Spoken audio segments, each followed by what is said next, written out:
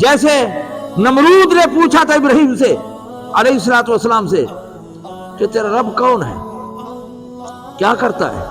حضرت ابراہیم نے فرمایا تھا کہ میرا رب زندہ بھی کرتا ہے مارتا بھی ہے۔ تو نمرود بے وقوف تھا، اس نے 2 آدمی بلائے، ایک کو قتل کر دے، جو چھوڑ دیا۔ اس نے کہا کہ یہ کام تو میں بھی کرتا ہوں۔ حضرت ابراہیم نے فرمایا کہ میرا رب مشرق سے سورج طلوع کرتا ہے تو مغرب سے کرتا ہے۔ وَبُهْتَ الَّذِي كَفَرَ، پھر وہ ذلیل و رسوا ہو گیا، پھر یہ کام نہیں کر سکا۔ علماء نے لکھا ہے کہ اگر وہ یہ کہتا کہ تیرا رب مغرب سے جو سورج طلوع کر دے تو اللہ تعالیٰ کر ہی دیتا۔ اللہ تعالیٰ نبی کو بے سہارا نہیں چھوڑتا۔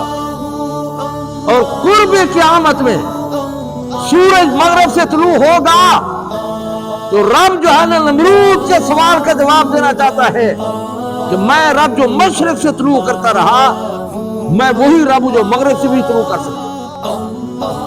یہ جو نا نمرود کو جواب ہوگا، حضرت ابراہیم کی تائید ہوگی کہ اللہ تعالیٰ مشرق سے بھی طلوع کرتا ہے مغرب سے بھی کرتا ہے۔